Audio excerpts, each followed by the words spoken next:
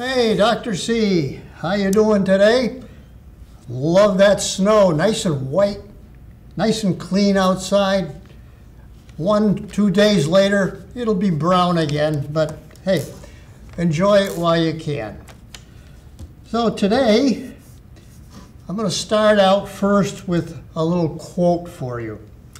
There was a book written by a psychiatrist, Dr. Gordon Livingston, and it was called Too Soon Old, Too Late Smart. And what it was a synopsis of life lessons, because Dr. Livingston he was an older man and he had a bunch of life lessons from him and a lot of his patients.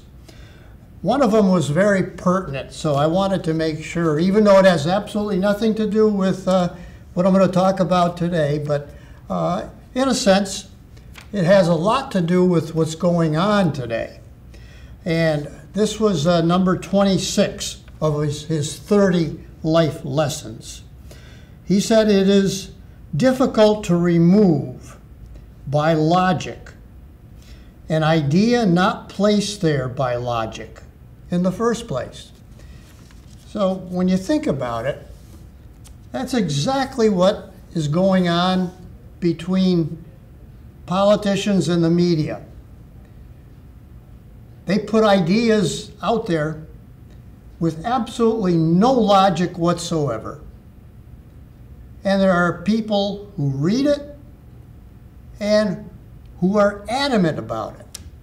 And yet it is misinformation, not an idea through logic. So I thought that was a very important life lesson at any rate.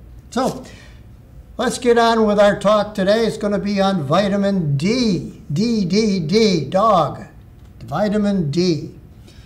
Now why, sometime in the past I gave a talk on vitamin D, and I combined it with some of the other vitamins as well.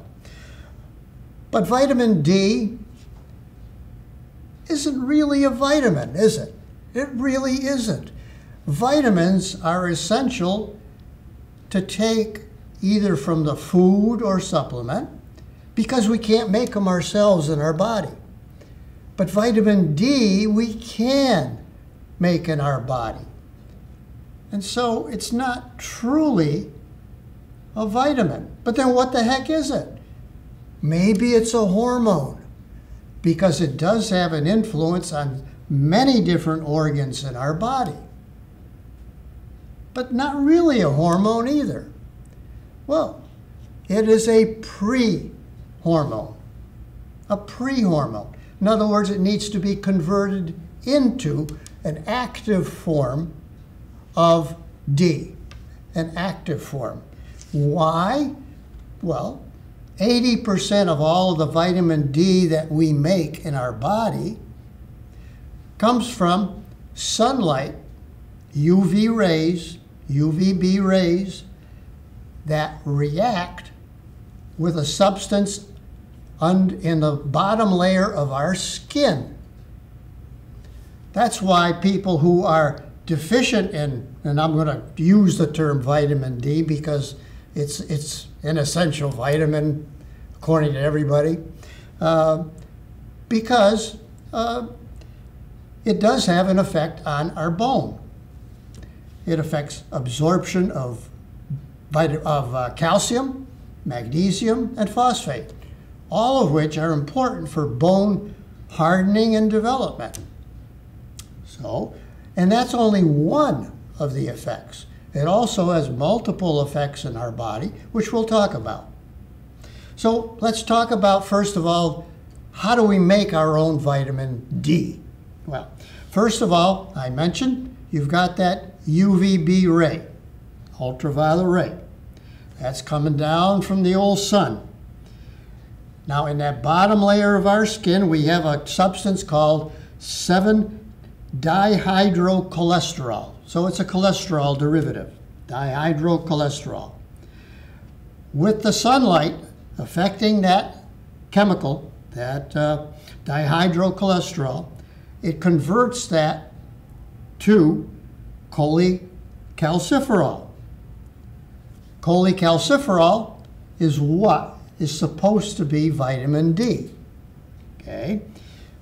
But it's not an active form of vitamin D. In other words, it ain't doing anything in there.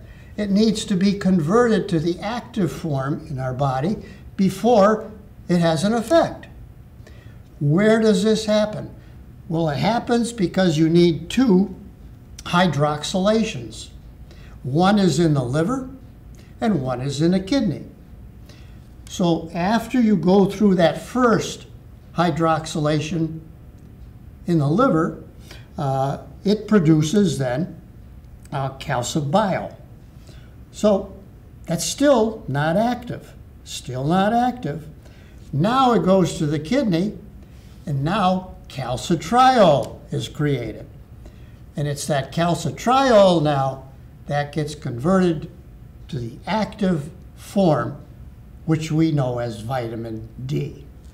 So 80% of all of our vitamin D is produced in that manner. That's why people who live in the higher sun countries have much less trouble with a deficiency in vitamin D than people who live in our area, for example, where there is much less sunlight, and certainly much less than people who live in the Arctic type regions. So, no question that that is an important factor. Okay. Remember, all of these vitamins came into being to treat a deficiency.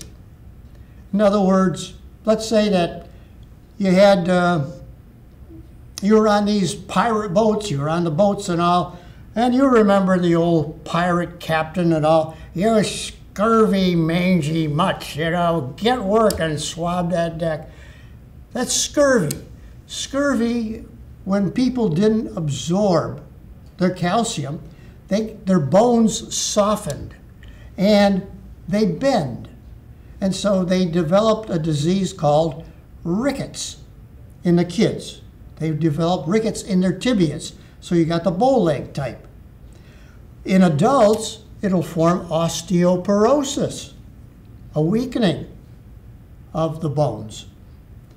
So, with that deficiency, they saw rickets. Well, what is it about people in the high sunlight areas? How come they didn't develop rickets? And the people who were not in the sunlight areas developed rickets. Well, then that led them to look for some substance that would be effective.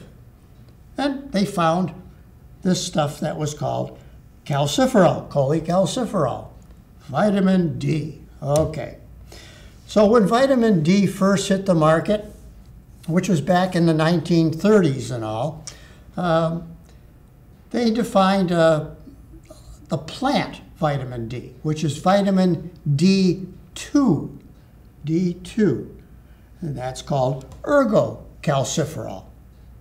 And so that was put onto the market. People took it. People suddenly started to get a little bit better. So they thought this was the answer. But what they didn't know came out maybe about 10, 15 years later, that D2 was converted to D3 in our liver. And it was D3 that then went through the hydroxylation and active vitamin D. And so then D3 came on the market. Now, I was born in 1940. And so what did I have to put up with? By that time, they had defined vitamin D3. So what my mother did, she gave me cod liver oil. Now, the kids nowadays have never been subjected to cod liver oil. Let me tell you, it's the most vile, miserable tasting crap you've ever had in your life. This was miserable. And we had to take a teaspoon of this every damn week as a kid. Now why? Well, because you got your whole day's supply of vitamin D from that 1 teaspoon of cod liver oil. So that was the treatment for a long time. And that company making that cod liver oil, they loved it. They loved it. Good business, you know. It was a good business. So at any rate, you've got D2 and D3 that are both on the market now. People want to know, well, which one should I buy? I would buy the D3 because, number one, D3 is more effective. Number two, it lasts much longer. Number three, it doesn't deteriorate in the bottle. That's where the D is. It doesn't deteriorate as fast. So for many reasons, D3 is a much better one to buy. Next question, how much do I have to buy? Well, it gets a little confusing because the people who are manufacturing this stuff, first of all, they rely on their chemists and all to give them all of the information.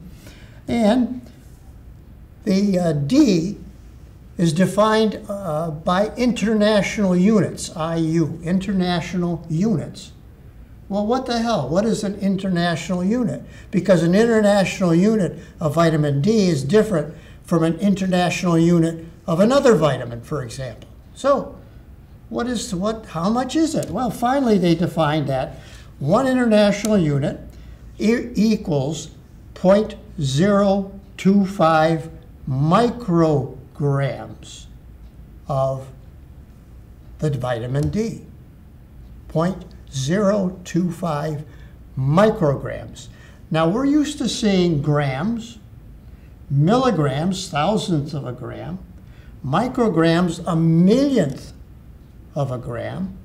And if you really want to get into it, like for example, if you get a blood test, you'll see that it is measured in nanograms, a billionth of an international unit.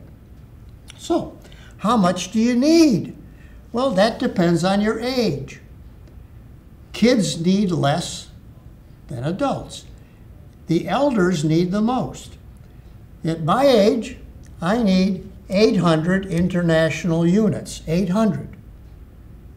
Now, if you were a younger adult, you may only need 400 or 500 international units.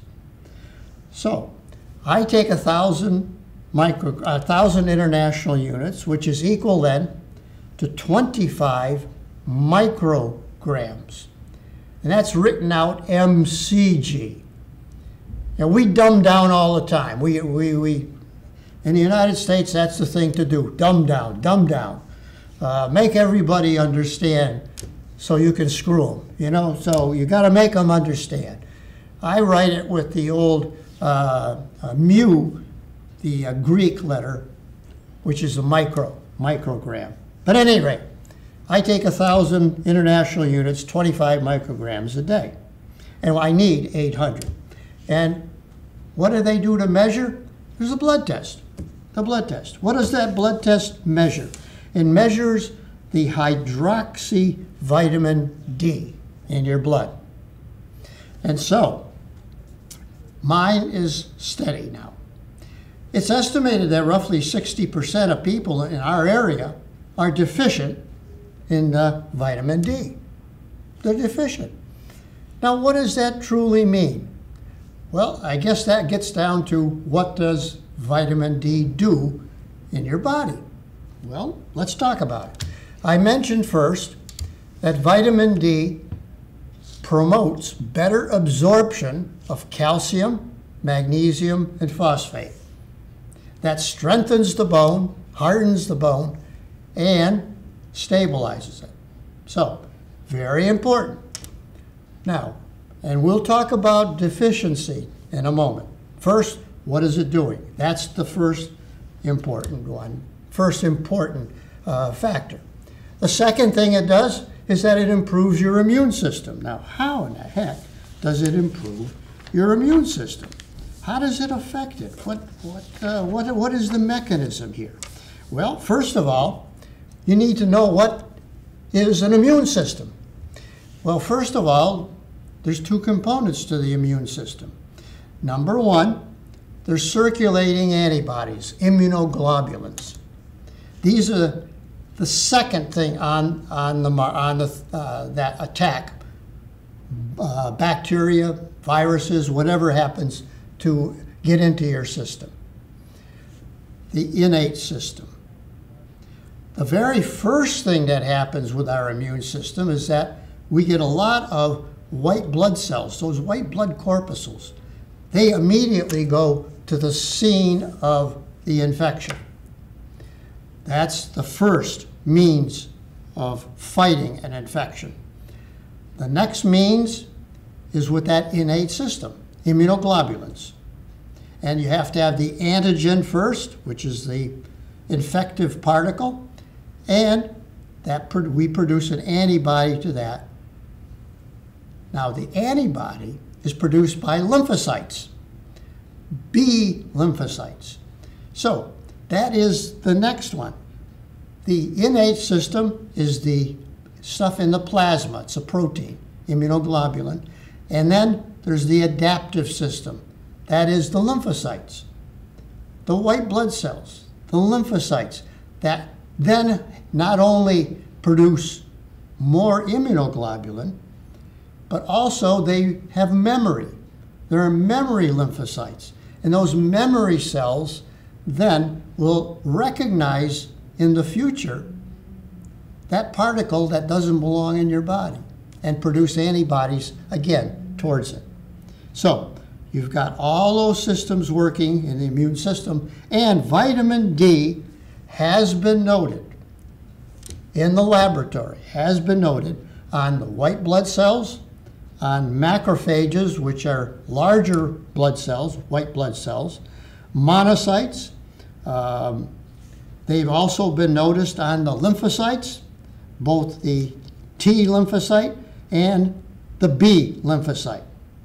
So all these things are dependent a little on vitamin D.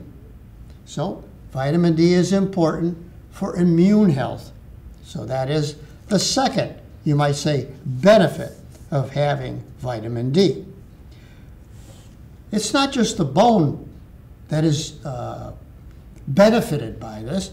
You also benefit your teeth because you have that dentin on the inside lining of the teeth. That will strengthen as well with the D. Okay, so it's good for tooth health. It also improves lung function. Now, when we're fighting off viruses, for example, because the virus, especially we'll use COVID as an example, when it gets into the respiratory system, it goes through these ACE2 receptor sites, gets into the cells. Remember, a virus cannot regenerate. A virus has to be in a host cell in order to regenerate, in order to propagate. It has to be in a foreign cell. So once it's in there, then it can go and do its damage. So the D strengthens the cells in the lung. So that's why it improves lung function. What else? There are some things that are questionable. Vitamin D has been studied with a variety of different cancers. Small studies show an improvement or a prevention of cancer. Others don't. When they do a large study, they can't prove that there's any effect of vitamin D on cancer. How about your brain function? Do we get dementia if our vitamin D is low? There are certainly some studies that show some people with Alzheimer's, for example, have low vitamin D level. Well, does that prove a relationship between vitamin D and dementia? No, it doesn't. But that's out there. And remember that misinformation I told you about right at the beginning, one of life studies. Remember that. When it's put there without any logic, some people really retain it. They think it's true. They treat it as if it's gospel. So, what else? What else about vitamin D? Well, it does seem to have an improvement in prevention of depression. Yes, large studies have shown that seems to be the effect. And it also improves muscle function. We're not getting as weak, as fatigued, as quickly when you're using your vitamin D. So those are all of the benefits of vitamin D. I told you at the beginning we defined a lot of these vitamins. We define them by their effect on the deficiency states. Well, scurvy, you took vitamin C. Rickets, you take vitamin D. Well, what about deficiencies? Okay, what are the problems when you are deficient in vitamin D?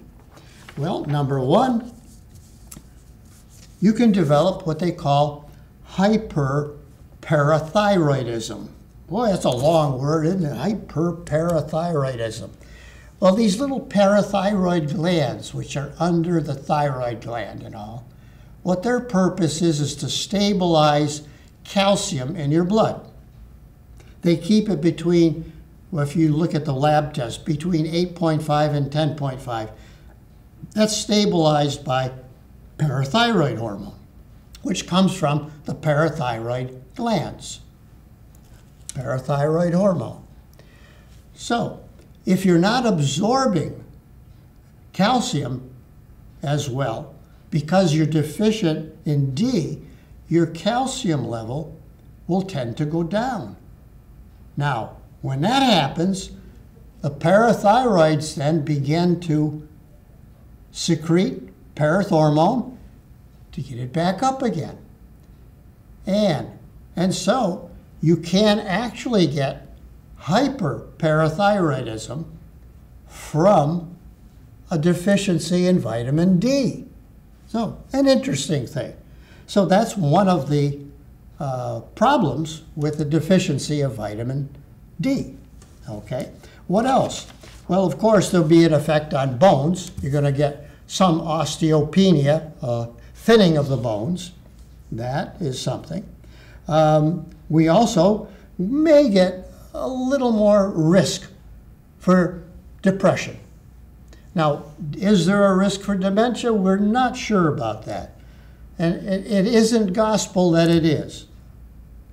It could be, but we're not totally sure. So, it does have an effect then on depression and probably on a little anxiety as well. So, the people will not only get hyperparathyroidism, but also have an effect on the depression and anxiety. Also, you're going to be a little fatigued. Muscles will fatigue a little quicker. You may have a little increased risk to get type 2 diabetes in your older age. So all those things are different things that will happen with a deficiency of vitamin D. Now, cod liver oil is not the only place that you can get vitamin D, but there are a number of foods that do have vitamin D. Obviously, codfish, let's face it, cod liver oil, I don't know if it's even on the market anymore, to tell you the truth. I sure as hell hope not, because even though it's a good source, if you can hold your nose or you get a good thing, if you got COVID, you can't taste, cod liver oil, can't taste the damn stuff anyway. So, excellent. Salmon, all of the fish but it has to be native salmon, not farmed salmon. Native salmon contains a lot of vitamin D. Sardines, tuna, all those fish have vitamin D. There are some mushrooms that have it. Not the usual button mushrooms that you see on the market, but some of the other mushrooms, like the portobellas, like shiitake, all these other different varieties of mushroom do have vitamin D in it as well. Egg yolk. Egg yolk is a good source of vitamin D as well. You can also get it from fortified foods. Milk was the first thing that was fortified. And so you can get up to 3 micrograms per cup of milk with that fortification. Some cereals, yogurt, cheeses, margarine, all these things are fortified with some vitamin D. And then, of course, you can take your tablets, your pills. Remember, it is fat soluble. It's a fat soluble vitamin, so it is stored. Don't take more than you really need.